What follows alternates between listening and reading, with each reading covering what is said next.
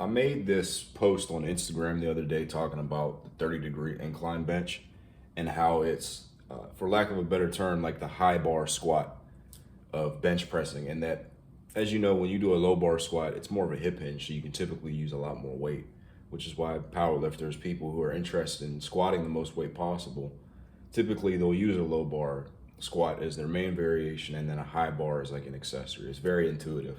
Not a lot of thinking that has to be done to implement that, just because just from leverages, a high bar squat is going to be harder. I call this the high bar squat of bench pressing because, again, it's a very simple change that you're making to the exercise, and that you're just changing the leverages from flat to a 30-degree incline, and that instantaneously makes the exercise a lot harder. There's a couple things that I want to talk about that just aren't as obvious or intuitive, just saying, oh, it's a harder bench press. There's different implementation of it, and there's a few, I guess you could say, quality of life things to consider in terms of why you would use this.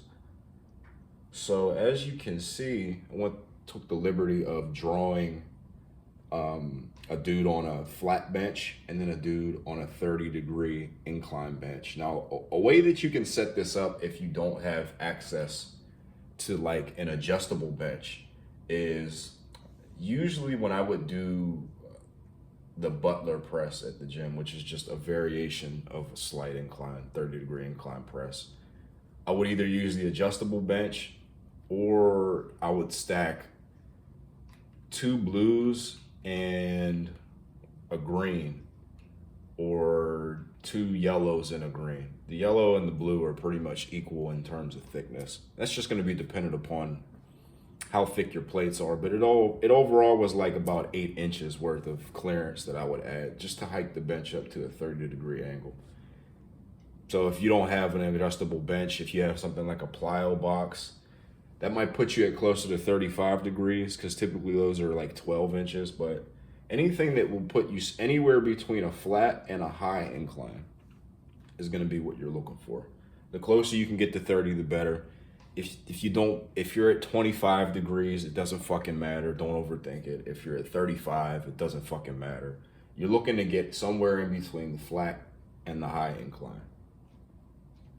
Now, like I said, there's a couple different reasons why you would use this that aren't evident. Now, I've spoken about this in the past on different videos, but I like having an incline bench as somewhat of a tertiary accessory for people that don't know how to use leg drive on bench press, and just, simple cues on a flat press don't work for them. It's a lot more intuitive to use leg drive on like a slanted bench than it is a flat one, just because obviously it's a lot more, in terms of the tactile sensation of leg drive, it's a lot easier to just essentially stand up and kind of cue that versus pushing out, which is what you would do on a flat press.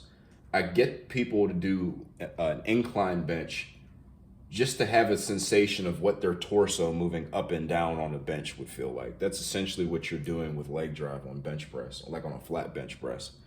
It's a lot simpler and a lot easier to achieve that on an incline bench if you're not familiar with how to do it on a flat bench. It ain't really hard for either, but if you're just getting into leg drive, instantaneously you're going to be able to use leg drive on an incline bench of any angle. So irrespective of that, that's a reason why, just a coaching tidbit, why you would have someone do an incline bench for that reason alone. And by tertiary, I mean like very light, like sub-maximal, so that it doesn't interfere with any of their primary or secondary work. So maybe a couple sets of 5 at like 70%. That's going to be many reps in reserve for everybody.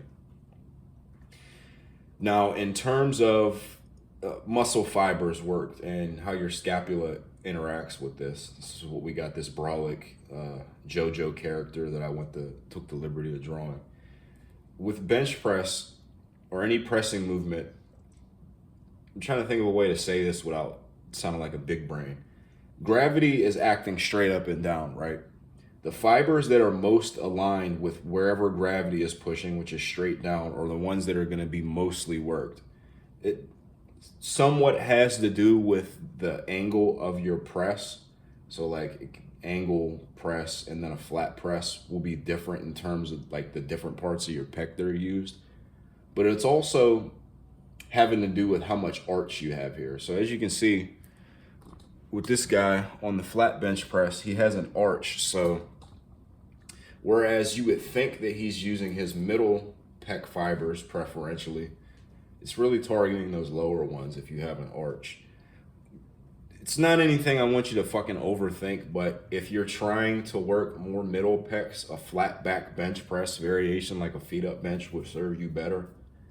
And then like a flat backed incline press where gravity is pushing more towards your upper pec fibers would be preferential. But just in a generic sense, if you have an incline, even if you're moving from middle to lower, you're still somewhat working your upper pec fibers more. It's not as if gravity isn't acting against them at all. That's why I really hate when people say, oh, incline bench isn't a good upper pec exercise. Whether you're maximally targeting them or not, it's still targeting them more if you were to do them flat. So if someone says that to you, just tell them to shut the fuck up. They don't know what they're talking about. Now, another benefit is if you're someone that gets a lot of shoulder discomfort because you're in the process of learning how to move your scapula, or maybe you do know how to use it, but under heavier loads, your upper back is weak, so you're not able to really move your scapula as much on bench press, like a flat bench press. Another thing to consider is that when you're on a flat barbell bench, gravity is acting against your scapula at 100%.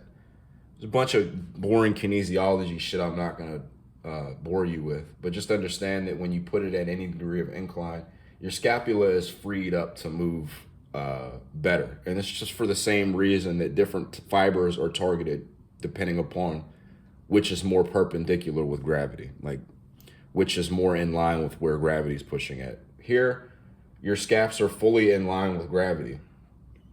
Here, they're not fully in line with gravity, so it's like there's less force being pushed against it. It's not force less, but there's less force. So if you're someone that has shoulder discomfort and you're trying to clear that up and you're still trying to maintain your pressing performance, any sort of incline bench is going to be really good for that, just because it's going to allow you to move your scaps.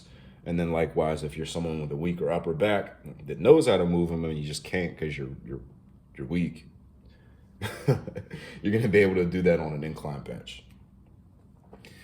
Now, in terms of specific variations that you would use, there's a lot of different strength training applications, but it could also be a really good hypertrophy exercise depending upon how you do it. So, shit, I don't have my fucking rag to wipe this out. I'm gonna go ahead and get rid of this, and then unfortunately the JoJo character too, because I need whiteboard space. Fuck it, I'm just gonna use my hand. I was trying to be neat by using the eraser on the fucking marker, but that shit would have took forever. And I don't like to edit videos, so everything is 100% raw dog. I don't like to typically edit videos unless something really wrong takes place, and then I edit it. But anyway, there's a few different variations of a 30-degree incline press that you can use. You're going to use different variations for different reasons. So first and foremost, just a regular 30-degree incline bench you would use for more of a strength training capacity. For that, I really like using sets of between 3 and 6, and anywhere between, say, so 3 and 6 for anywhere between 75% to 85% of your 1 rep max of this. So of your 30-degree incline bench press, of your 1 rep max, using like 75 to 85% of that for sets of 3 to 6. It's going to leave you with, at most, if you're doing 6s with 85s, typically you can do like 8 reps with 80%. So it might not even be any reps in reserve with 85%, but this would be like a maximal set of 85%. and you would more than likely use 4s if you were using 85%, just to keep a couple reps in reserve and be able to use that 4 sets of whatever method that we talked about in my last video. And then likewise, a set of 3 at 75%. That's fairly sub-maximal work. That's something that you could use in like an intro block or something like that. Now, in terms of how you could start to implement that, it's very simple. So you don't necessarily have to be following the Berserk method or anything that I write for you, but it's very likely that you have some sort of pressing program where you have a light day and you have a heavy day, or you have different days where you do different exercises. Don't change your program too much, especially if it's already working. Just because you shiny new toy, you're just going to completely change your program. Okay, so let's just say that on day 1, you're doing a flat close grip bench. I would get rid of that and then just replace it with a 30-degree close grip bench. And then if we're using it in a strength training capacity, I would start off with a top set of 5, just because 5s are very intuitive. They're a nice number to start off with, like a strength training block with. You do like a top set of 5 at RP 8 or 2 reps in reserve or whatever. And then you'd follow my same progression model that I outlined in the simple progression model to implement into your training. So you do 3 more sets of 5. 1 times 5, 1 times 5, and then you just subtract 7% on each set. And then as weeks go on, you do more weight on this set, then more weight on this set, and then on the 4th week, you would retest a maximal set of 5, subtract 7% on that. So 1 times 5 at 10, same kind of thing. This would be your testing week, and then you'd start over again next week with like maybe, like I said, 90 to 95% of what you did here, and so on and so forth. You just rinse and repeat that over and over again. So like I said, you wouldn't have to change your program too much. In fact, if you're running a program that works, you only want to make changes one thing at a time, one variable at a time. This is going to offer a very fresh stimulus if you've never done this sort of incline press before. And it's going to be very valuable to your training, I should say, because it's going to have instantaneous carryover to your flat bench press. But at the same time, you don't want to change a bunch of shit along with it. So if you were looking to add, say, a new tricep exercise or change something else, do that if you're 100% in conviction to do that. But when the time comes, you change one pressing exercise to this exercise. You don't change a bunch of shit at the same time. Now that's the flat, or not the flat, like the standard 30-degree incline bench press. Like I said, that's more like the strength training capacity. If you were to use this in a hypertrophy capacity, there's a bunch of things that you can do with like a regular bench press just in general to make them harder.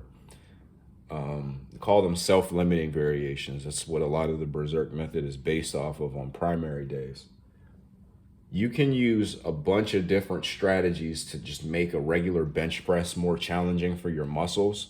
It is not going to be good for strength. So you would want other strength work to supplement this, to do an adjunct to this. But if you were to do a t-shirt touch pause, wherein you're touching the fabric of your shirt, you're not sinking it all on your chest and you're holding the bar tension, as well as a Larson stance, so your feet aren't touching the ground and you're not using leg drive, then it's a very good bodybuilding variation because you're getting more out of less weight. It's like the, you could say, quote unquote, the good morning of bench presses, or the belt squat of bench presses. It's very good hypertrophy stimulus for very low fatigue cost.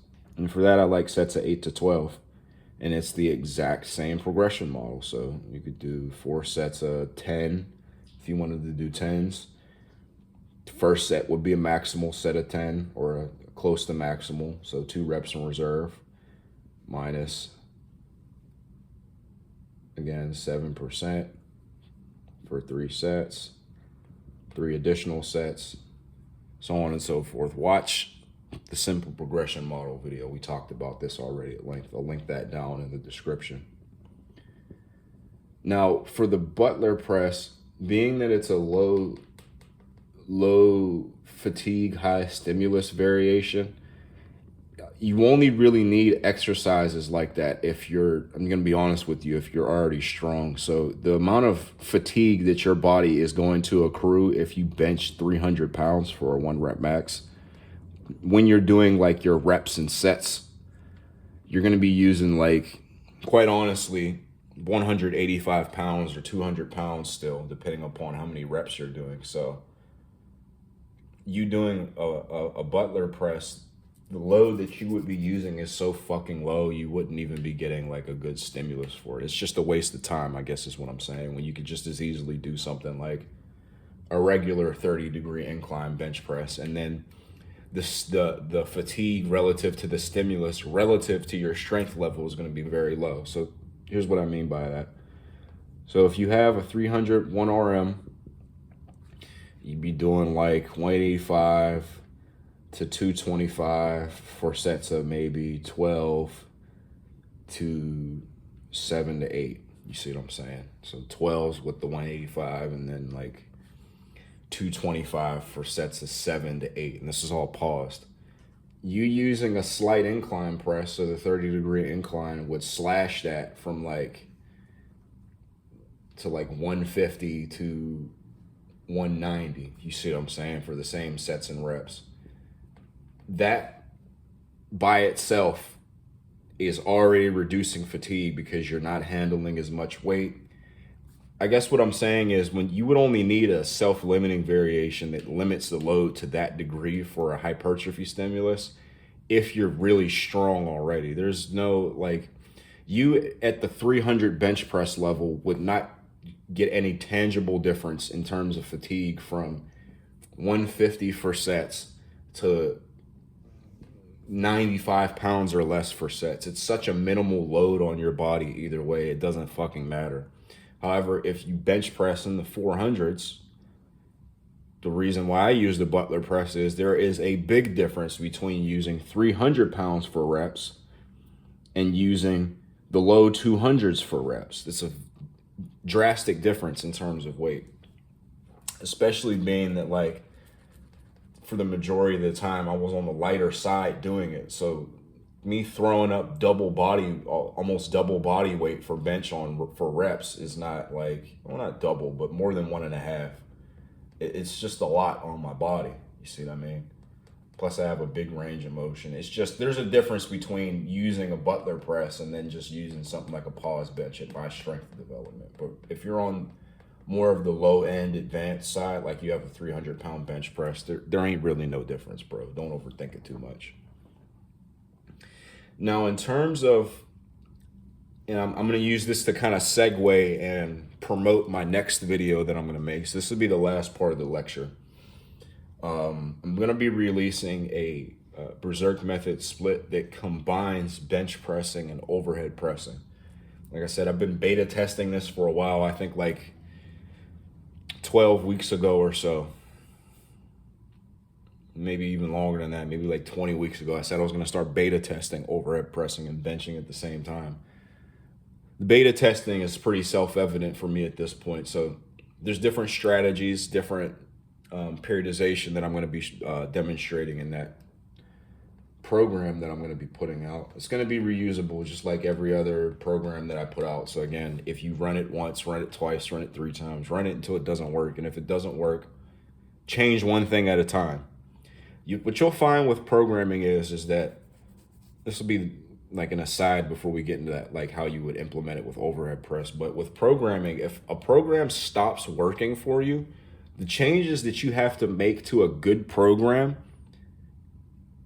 that had been working for years is often very minimal. So a lot of times you think the stronger you get, the more complicated your periodization has to be, when really, if after a long time of doing a certain capacity, you just go to doing unga bunga shit like AMRAPs and to failure sets and sacrificing your soul on 1 or 2 good sets and then doing your accessory work, you'll find that stuff like that is all that you need to get a program to start working again. You see what I'm saying? As opposed to just completely revamping everything, doing something completely different. I'm going to be honest with you. The Berserk Method is going to work from day one when you use it to infinity. It has worked for me for years. I assure you, like, I'm not stronger than everybody that watches my channel, but very few of y'all are stronger than me. And I'm not saying that to suck my own dick, but what I'm saying is it's going to work for you for damn sure for a very long time. But in terms of how you would implement this on, and like if you wanted to train overhead press and bench press at the same time, there's a couple axioms to that. First axiom is that all your benching has to be shit. Grip doesn't start with a fucking B. I was gonna say right, close grip bench press. Close grip bench. All your horizontal presses have to be done with a close grip. The reason is that your shoulder goes through more range of motion on a close grip bench press. 1, you recruit more triceps. 2, and it's just for that reason alone, it has more carryover to overhead press. Not only that, but like your grip width on a close, and by close grip, I don't mean power lifter close grip where it's just closer than your competition grip. I mean like shoulder width grip, close grip bench press. You see what I mean? That kind of grip bench press is going to be very similar to the grip that you take on overhead press, just to be maximally stacked on an overhead press. So you're not going to be taking a wide grip or no shit like that. It just, unless you're a wide individual, that's not typically what you would do. So that's the first axiom. Everything is close grip bench, or like a slight deviation of it. So if you have like half of your finger on the smooth for your close grip bench press, if you have like most of your thumb out a little wider, that could be like the widest you could go and still get what we're talking about here. It's the first axiom. The second axiom is that you're going to have primary bench and secondary overhead press, and vice versa. So you're going to have one day that's a primary bench, secondary overhead press day, and then another day that's primary overhead press, secondary bench. And what that essentially is going to look like is on one day you're doing 2 benches and 1 press, and then on another day you're doing 2 presses and 1 bench. You see what I'm saying? Another one is frequency plus volume for the shoulders. What I mean by that is that you can train an overhead pressing motion for more days during the week than you can a bench press variation for the same amount of fatigue. The reason being is just that, 1, shoulders are highly resistant to volume. They'll get weaker and fatigued as your training week goes on, because all your muscles do. But in terms of volume that you can like smash them with before they start to overreach, my shoulders have never gotten sore before. And it's not just myself. Many people will tell you, like, bro, my front delts have never been sore before. Or if they have been, I did like 30 sets of pressing or 30 sets of shoulders. You see what I mean? They're very volume resistant. So you're going to have a tertiary press day. And typically that's going to be on the lower body day. Hopefully y'all motherfuckers are training legs. But if you aren't, it's going to be a separate day where you do like 1 or 2 exercises for the shoulders. There's another axiom. So we got the close grip bench, primary, secondary press, frequency, and volume. I'm trying to think if there's anything else I want to cover. There was one more, and then this was just something I thought of. Even the golden tidbits are overwhelming, so I be forgetting shit sometimes. Everything needs to be close grip. Primary and secondary press, bench, frequency, and volume. Oh, yeah. Now, in terms of how you would implement this specific exercise with these axioms, anything that you're doing on a primary press day should, in terms of a bench pressing exercise, should have a degree of carryover to, say, the overhead press. So it's like an angled press, anything like that. So it'd be a high incline, a slight incline, anything like that. But all your bench variations should have carryover, or should be selected to have carryover to not only flat pressing, but standing overhead press as well. So that's going to look like a high incline bench press, a slight incline bench press, close grip bench, football bar bench, floor press, anything like that is going to be the kind of bench variations that you're going to want to pick. You don't want to do any wide grip pressing. I'm going to be honest with you, bro. You can maybe do that as like a feeder exercise or an accessory to do at the end of your workout just to get a maximal abduction on your pecs. But for the most part, everything that you're going to be doing needs to feed both overhead press and bench at the same time. It's going to be the kind of mindset that I have when I put this program out, and the kind that you're going to want to have if you want to make your own.